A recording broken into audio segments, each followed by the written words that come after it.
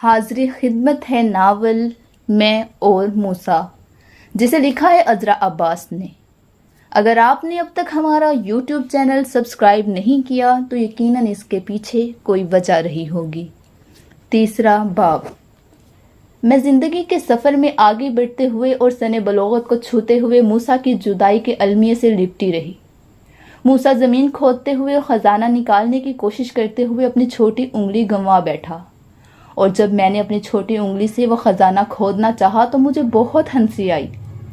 मैं अक्सर बहुत दोपहरों में उस जगह चली जाती थी। मुझे ये यकीन था कि मूसा आएगा, लेकिन जब तक वो नहीं आता मुझे उसका काम करना चाहिए। उसके वो ख्वाब जो वो अपने लोगों के लिए देख रहा था आखिर एक दिन पूरे होने हैं। मैं देर तक उस जगह को खोदती रहती, बहुत देर तक उन यादों के दरमियान जो मैंने और मूसा ने बातें करते हुए गुजारी थी। मेरा यह रोज़ का मामूल बन चुका था। अपनी पढ़ाई के बाद मैं उस कोने में खुद को समेट लेती थी।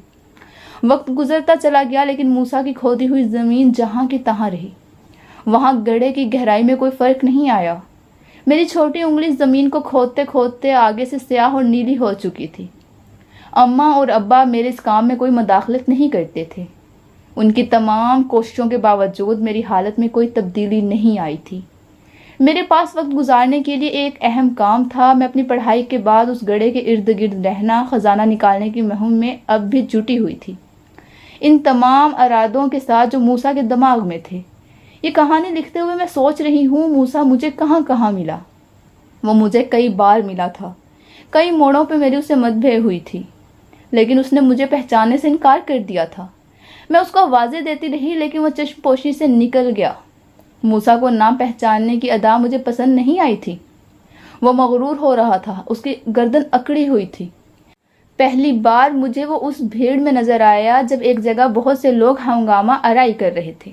वो अपनी मांगें पूरी करवाने के लिए हुकूमत के खिलाफ आवाज़ें उठा रहे थे। उस जलसा गाह के बाहर से गुजरते हुए मैंने मूसा को देखा था। वो इस मजमे में गुमसुम खड़ा था। मैं उसके पास जाकर खड़ी हो गई, उसको गौर से देखने लगी। ये मूसा हो सकता है। मुझे ज़्यादा देर नहीं लगी मूसा को पहचानने में। तुम मूसा हो? मैंने भीड़ में धक्के खाते हुए उससे पूछा। उसने मेरी तरफ ऐसे देखा जैसे मैं किसी और से मुखातिब हूँ। हाँ हाँ, तुम मूसा ही हो। वो थोड़ी देर मुझे घूर कर देखता रहा, फिर उस भीड़ में जो पहले ही एक दूसरे से टकरा रही थी टकराता हुआ मुड़ा और गायब हो गया। मैं उसके पीछे दौड़ी, लेकिन मुझे आगे बढ़ने का रास्ता नहीं मिला। मेरा दिल भुरभुरी मिट्टी के डले की तरह जो किसी के पाँव में आकर पिस जाता है, पिस रहा था। ये मूसा था। मैंने मूसा को पहचान लिया था। उसके चेहरे पर बड़ी बड़ी आंखें, पतली नुकीली नाक और घुंघराले बाल। हाँ, बिल्कुल मूसा ही तो था। मूसा, अगर मुझसे मुखातिब होता तो मैं उसको याद दिलाती मैं कौन हूँ, लेकिन वो तो मुझे बिल्कुल ही भूल गया था। उसे कुछ याद नहीं था। मैं भीड़ के धक्कों से निकलकर अब घर की तरफ जा रही थी। एक दिन फिर ऐसा ही हुआ था। खाली सड़क पर चलते हुए उन कदमों की चाप ने मुझे मुड़कर देखने पर मजबूर किया था। मेरा दिल हलक में आ गया था। मूसा सर पर एक भारी गट्ठर रखे अपने भारी बोझ में दबा हुआ था। आहिस्ता आहिस्ता वो मेरे पीछे से आगे निकल रहा था। मैं रुक गई। इस बार भी मैंने पहचान लिया था। तुम मूसा हो? मैंने बेचैन आवाज़ में अपने करीब से गुजरने वाले से पूछा। भारी बोझ तले दबे चेहरे ने मुझे कुन आंखियों से देखा।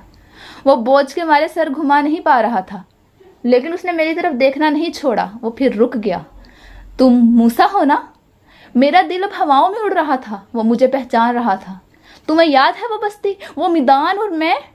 ये मैंने इतनी ज़ोर से कहा जैसे वो बहरा हो। उसने सुनते ही अपना सर नहीं में हिलाना चाहा, लेकिन उसके सर के बोझ ने उसको सर हिलाने नहीं दिया। वो आगे की तरफ बढ़ गया। तुम ही हो मूसा? मैं उसके पीछे पीछे चल रही थी। वो आगे आगे बढ़ रहा था, लेकिन खाली सड़क पर मुझे लगा जैसे मेरी आवाज़ मुझसे ही कुछ पूछने लगी है। जिससे मैं पूछ रही थी वो बहुत आगे निकल चुका था। मैंने सोच लिया था, मूसा मिलेगा तो मैं उसको नहीं देखूंगी और ना उसे आवाज़ दूंगी। अपने आप को समझने क्या लगा है? जिस दिन उसने मुझे पहचान लिया, मैं भी बताऊंगी कि ना पहचान कर क्या दुख होता है। वो कितनी बार मुझे मिला, मेरे कदम से कदम मिलाकर चला। हम कई कई कदम एक साथ चलते रहे, लेकिन पीछे से कोई रेला ऐसा आता जो हमें एक दूसरे से जुदा कर देता, और इतनी मोहलत नहीं मिलती कि मैं उसे कुछ याद दिला सकूं।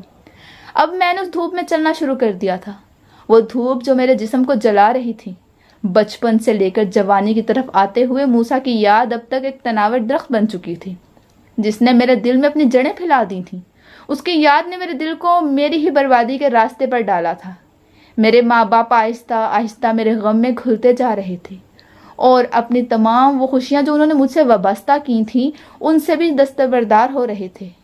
उन्होंने मेरे इस गम को एक ऐसी बीमारी की तरह मेरे अंदर फैलते हुए देखा जो नाकाबिले इलाज थी। मैंने अपनी तालीम उनकी ख्वाहिश के मुताबिक ही पूरी की थी, लेकिन इस सारे वक्त में मेरी ज़िंदगी का एक एक दिन अपनी मसरूफियत के साथ साथ किसी एक ऐसे पंछी की तरह था जो अपनी दरार से निकलकर दूर, बहुत दूर उड़ता जा रहा हो। इतनी दूर के पलटे तो वापसी का रास्ता भी भूल जाए। मेरी माँ ने मेरे लिए जो ख्वाब देखे थे अब उनसे हाथ धो बैठी थी। उसकी उस तमाम कोशिशों को मैंने ज़ाया होते देखा जो उसने अपनी मोहब्बत और उसकी मलाइया से मुझ पर सर्फ की थी। मेरे बाप के मुज़महिल होते कवि मेरी ज़िंदगी की बेइत्मीनानी से और भी जल्दी कमज़ोर हो रहे थे, लेकिन मैं भी अपनी तमाम तर मसरूफियत में ख़ुद को पेवस्त करने के बावजूद उस भूल से भी कभी दोस्ती नहीं कर सकी जो मुझे मेरे उन लम्हों को भुलाने में मदद देती जो मूसा के ख्याल से जुड़े थे। मूसा का ख्याल अब उसकी बातों के साथ जुड़ा हुआ था, वो बातें जो उस मैदान में मेरे साथ चलते फिरते हुए करता था और वो ज़मीन खोदते हुए जहाँ से ख़जाना निकालना चाहता था। अगरचे कि उसकी शक्ल में भुलाई दे रही थी, लेकिन उसके चेहरे पर फैले हुए वो तेवर मुझे हमेशा याद रहे। वो तेवर जो कोई कहानी सुनाते हुए उसके चेहरे पर फैल जाते थे और उसके वो लफ्ज़ जो किसी कहानी को सुनाते हुए मुझे छंबे में डालते रहते थे। कभी कभी वो इस तरह शुरू करता था, ये कहानी तुम जैसे लोगों की नहीं है, ये कहानी हमारी है, इसलिए कि तुम लोग नरम बिस्तरों पर सोते हो। ये उनके लिए है, यानी हमारे लिए। हमारे सिरों के नीचे तकिया नहीं होता। हम अपनी अपनी कमीज़ उतार कर अक्सर अपने सर ऊंचे करते हैं। वो कहता, ये कहानी तुम्हारे लिए नहीं है, ये कहानी हमारी है। हमें रोटियां गिनकर मिलती हैं, हम कभी पेट भर रोटी नहीं खाते, हमें हिसाब से खाना मिलता है और तुम लोग हमारे दरवाज़ों के आगे अपना बचा हुआ खाना फेंक देते हो। मूसा के तेवरों में जो तो खुद सरी और बगावत की बू आती थी वो उसके हालात ने उसमें पैदा की थी, और बगावत जो अपनी ज़िंदगी पर कनात न करने पर मादा रखती थी जो उसकी जैसी ज़िंदगी गुजारने वालों में होती है।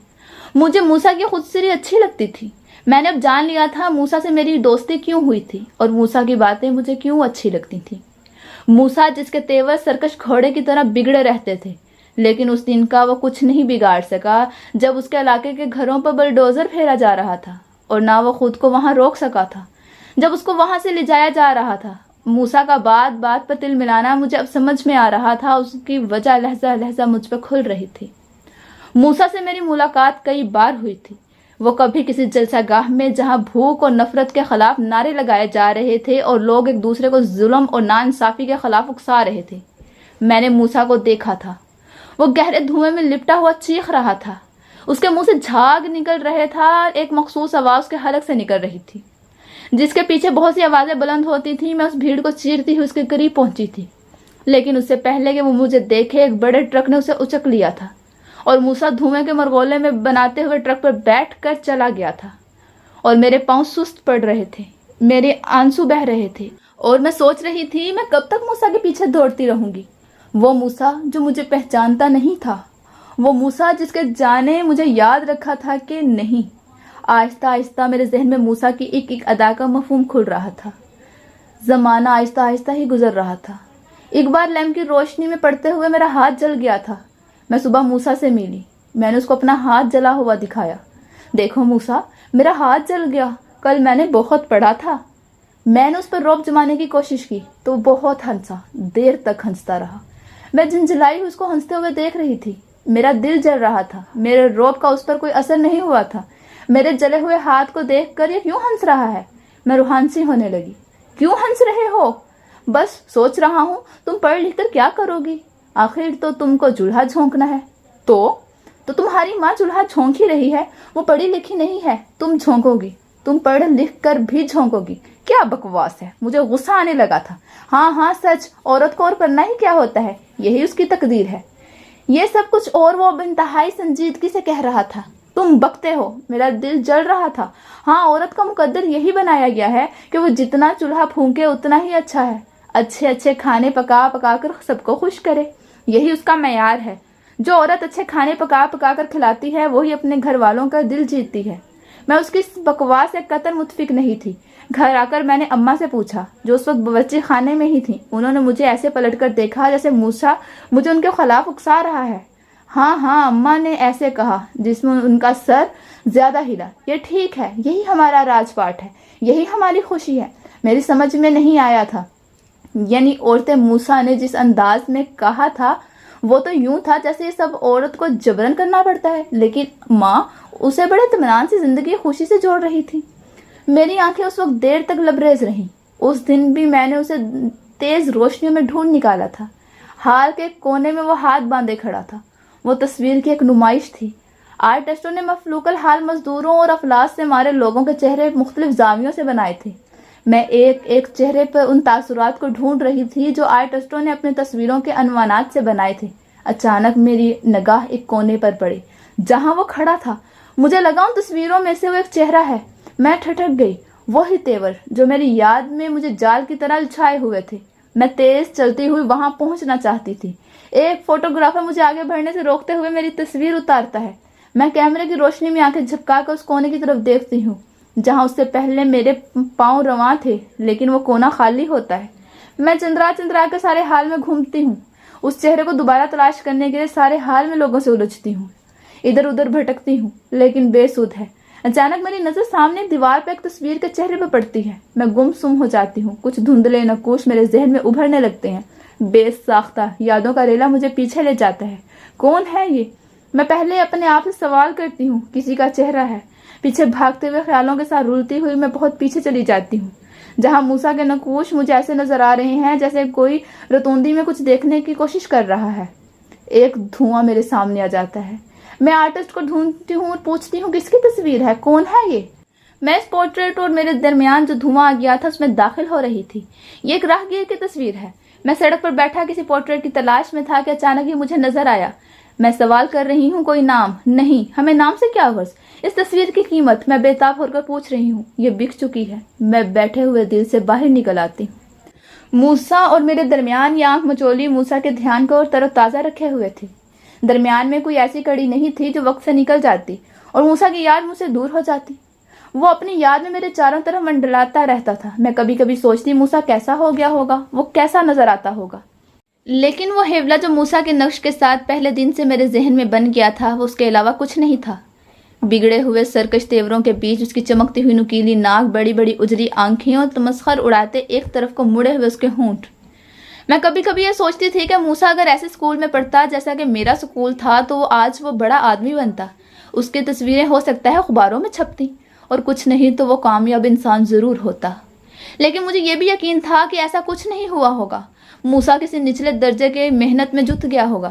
وہ کہیں واحد تباہی زندگی گزار رہا ہوگا نچلے درجے کے انسانوں کی طرح. لیکن یہ سچ نہیں ہے کہ وہ مجھے بھول گیا ہوگا. یہ کیسے ہو سکتا ہے کہ میں آج تک زندگی کے کسی بھی دور میں اس کو بھلا نہیں سکی, لیکن پھر وہ مجھے پہچان کیوں نہیں رہا ہے, وہ بھی مجھے ڈھونڈتا کیوں نہیں ہے جس طرح میں اس کی تلاش میں ہوں. اس کہانی کو شروع کرنے سے پہلے بھی میں نے موسیٰ کو کتنی بار اپنی آنکھوں کی گرفت میں لیا. میں اس کی طرف لپکی لیکن ہر بار ناکام رہی. جوں جوں وقت گزرتا جا رہا تھا موسیٰ کی تلاش میری زندگی کی مہم بنتی جا رہی تھی اور اب میری انگلیاں خزانے والی زمین کو تیزی سے کھودنے لگی تھیں. وہ خزانہ جو موسیٰ اپنی چھوٹی انگلی سے کھود رہا تھا. روز بھربھری مٹی کا ایک ڈھیر میرے پاؤں پر جمع ہو جاتا. روز ہوائیں اس میدان میں چلتی اور دوبارہ پاٹ دیتی اس گڑھے کو جو میں موسیٰ کو یاد کرتے ہوئے کھود رہی تھی. صبح اور شام کے اترنے چڑھنے کے بیچ وقت میں بہتے سمندر میں آگے بڑھ رہی تھی ایک ہی خیال کے ساتھ, آگے اور آگے, یہاں تک کہ میں اپنے آپ سے بچھڑنے لگی تھی. میں اپنے نام کو بھولتے ہوئے صرف ایک نام کے تسلسل کے ساتھ, صرف ایک دکھ کے بہاؤ کے ساتھ جو موسیٰ کی یاد سے لپٹا ہوا تھا. ان گنت لمحوں کی بازگشت جن میں ایک نام کی گونج, اس کے بیچ میری زندگی قطرہ قطرہ دن اور رات کے درمیان مجھے بے حال کرتی ہوئی. میں ایک قید میں خود داخل ہوئی تھی. میں نے اپنے چاروں طرف دیواریں کھڑی کی ہوئی تھیں اور ان سے نکلنا میرے بس میں نہیں تھا. باہر کی دنیا میں بندھی ٹکی زندگی کی چہل پہل میرے لیے نہیں تھی. جو تھی تو صرف روزمرہ کے معمولات کے ساتھ زندہ رہنا, لیکن اس کا خمیازہ میرے ماں باپ اٹھا رہے تھے. ان کی ڈھلتی ہوئی عمریں میرے حالات کو دیکھ رہی تھیں, وہ سہ نہیں پا رہے تھے. میری اس وقتہ میں جو مجھ پر گزر رہی تھی ان کے لیے ایسا ہی تھا جیسے میں کسی مہلک بیماری کا شکار ہوں اور میرا علاج ناممکن ہو چکا ہے. وہ کڑ رہے تھے اور جی رہے تھے. میں ان کی حالت دیکھ رہی تھی لیکن خود میری حالت میرے بس میں نہیں تھی. گھر کی خاموشی اور سناٹے میں اضافہ ہوتا جا رہا تھا۔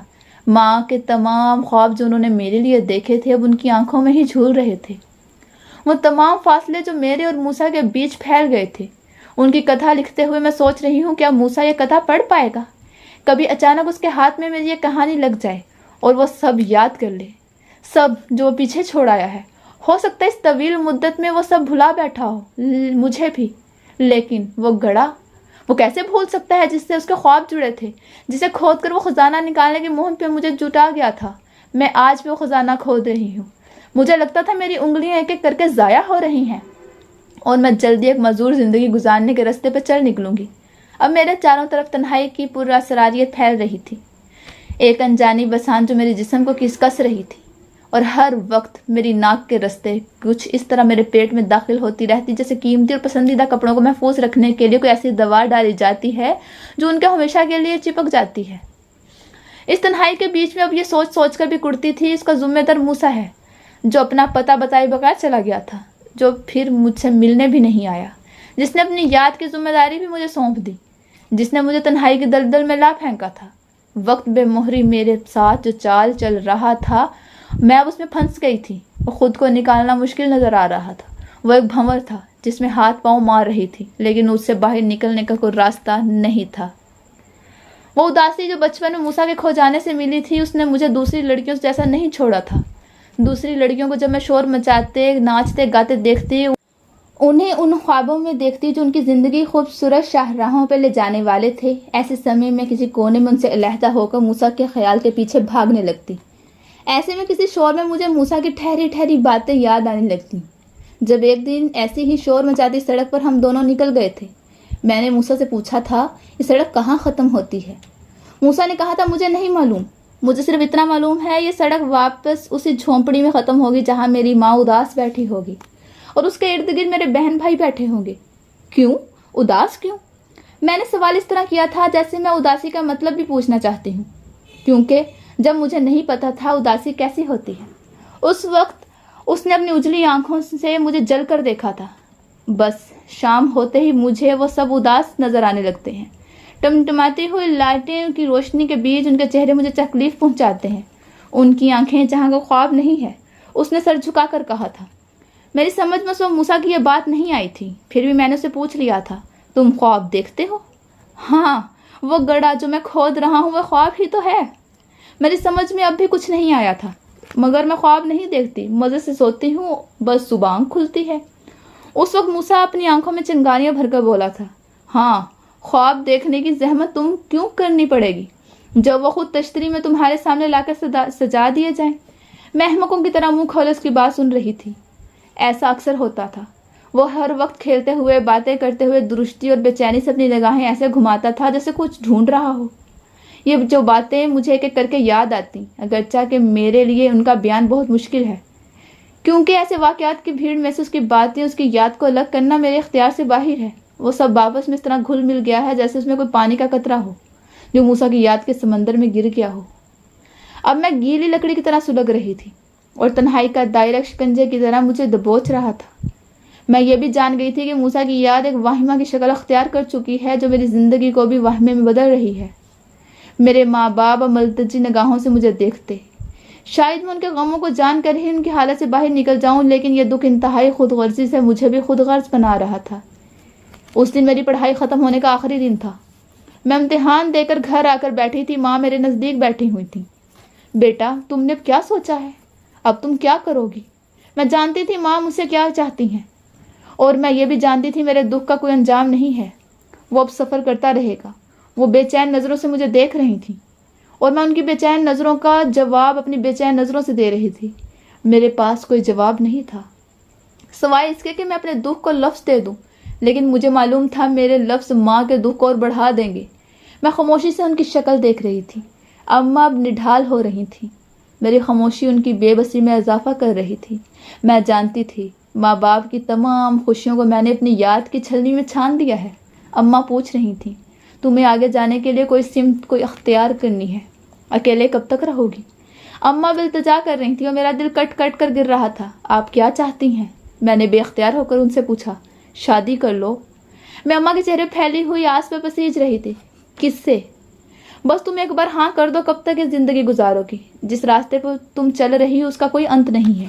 اور میں اپنے دل سے پوچھ رہی تھی، کیا ایسا ہی ہے؟ کیا یہ پراسرار دھند کبھی چھوٹے گی جس میں پھنسی ہوئی ہوں؟ اب تو یہ دکھ مجھے اپنا عادی بنا چکا تھا، اس کے بغیر بھی رہنا مشکل تھا۔ میں اماں کو کیسے سمجھاتی؟ اب اس کے بغیر زندہ رہنے کا تصور بھی نہیں کر سکتی۔ لیکن میں اماں کو کوئی جواب نہیں دے سکی۔ ان کے چہرے پر پھیلی ہوئی آس نے مجھے صرف خاموشی سے ان کے چہرے کو تکنے میں مجبور کیا تھا۔ میری خاموشی نے اماں کا حوصلہ بڑھا دیا تھا۔ میں دیکھ رہی تھی اماں کے چہرے کی سمردگی آہستہ آہستہ ایک بے چین کر دینے والے خوشی میں بدل رہی تھی۔ میرے ماں باپ اپنے فیصلے پر میرا سر جھکا ہوا دے کر خوش تھے۔ ان کی خوشی ایسی تھی جیسے کوئی مریض آپریشن تھیٹر میں موت اور زندگی سے لڑ رہا ہو، اس کے زندہ رہنے کے آثار ختم ہو جائیں اور پھر اچانک پتہ چلے مریض بچ گیا۔ یہی حالت میرے ماں باپ کی تھی، اور میں سوچ رہی تھی میں کہاں ہوں؟ جس یاد کی دلدل میں گردن تک پھنس گئی ہوں، کیا یہ مجھے کوئی اور زندگی گزارنے دے گی؟ وہ زندگی جو موسیٰ کی یاد سے خالی ہو۔ یوں لگتا تھا جیسے کہ اب آنے والا وقت ہی مجھے اپنے بہاؤ میں لے کر چلے گا۔ مجھے میں سوچنے کی سخت ختم ہو رہی تھی۔ ایک انہونی مجھے اپنی ضد میں لے رہی تھی۔ حالات کے شور شرابے میں میرا صرف ایک ہی کام تھا، چپکے سے کسی بھی وقت سناٹے کی طرف نکل جاتی جہاں وہ گھڑا میرا منتظر تھا، اور میں اس گھڑے کو کھودنا شروع کر دی اور اپنی انگلیوں کو دیکھتی جو اب اس گھڑے کی نظر ہو چکی تھی۔ میری ماں اپنی مصروفیت میں سرشار تھی۔ گھر مہمانوں سے بھرا ہوا تھا، کہیں تل دھرنے کی جگہ نہ تھی۔ اماں نے اب تمام رشتہ داروں کو بلا چھوڑا تھا۔ ڈھول رات بھر بجایا جاتا تھا۔ لڑکیاں جھوم جھوم کر دلہن کا بابل کے گھر سے چلے جانے کا گیت گاتی تھی۔ اس وقت میرا دل ہر بول پر اس رسی پر چلنے لگتا تھا جو دونوں طرف نہ جانے کہاں بندھی ہوئی تھی۔ اس کے کنارے مجھے نظر نہیں آتے تھے، اور نیچے بہت گہری کھائیاں جس میں گرنے کے خوف سے میرا دل تھوڑی دیر کو خاموش ہو جاتا تھا۔ لڑکیاں گاہے بگاہے میرے چاروں طرف آ جاتی اور مجھے اس نام سے چھیڑتی جو آئندہ زندگی میں میرے نام کے ساتھ جڑ جا رہا تھا۔ میری آنکھیں اس کی چھیڑ چھاڑ پر مسکرا دیتی، لیکن میرا آئینہ ان مسکراتی آنکھوں سے آنسو پونچھتا رہتا۔ دن بھر کے شور و غوغے میں، رات میں ڈھول کی تھاپ میں، میں صرف اس کوشش میں رہتی کہ اپنی یادوں کے جال کو کاٹتی رہوں اور جال میں الجھے اپنے جسم کو ان سے باہر نکال سکوں۔ میری اس حالت سے کوئی واقف نہیں تھا، صرف اماں کبھی کبھی میرے پاس سے گزرتی ہوئی ٹھٹک کے کھڑی ہو جاتی تھی، لیکن پھر خود کو ہی تسلی دیتی ہوئی آگے بڑھ جاتی تھی۔ وہ رات کا آخری پہر تھا، لوگ گا بجا کر تھکے ہارے سو رہے تھے۔ میرے ماں باپ کے کمرے کی بتی ابھی تک جل رہی تھی۔ میں خاموشی سے دبے قدموں باہر آئی۔ صحن میں کنارے کنارے لگی میری ماں کے لگائے ہوئے موتی کے پھول ابھی بھی تازہ تازہ کھلے تھے اور خوشبو پھیلا رہے تھے۔ لڑکیاں صحن کے بیچ میں دری پر ایک دوسرے پر سر رکھے گہری نیند میں ڈوبی ہوئی تھیں۔ میرے قدم آہستہ آہستہ دروازے کی طرف بڑھ رہے تھے جو باہر جاتا تھا۔ باہر اندھیرا تھا، سناٹا تھا اور ہوائیں تیز تھیں۔ میں اس کونے کی طرف جا رہی تھی اس گڑھے کو کھودنے کے لیے جسے کھودتے کھودتے میری انگلیاں زخمی ہو چکی تھیں۔ میں گڑھے کے پاس جا کر بیٹھ گئی۔ گڑھا ابھی تک اتنا ہی کھدا ہوا تھا جتنا موسیٰ چھوڑ گیا تھا۔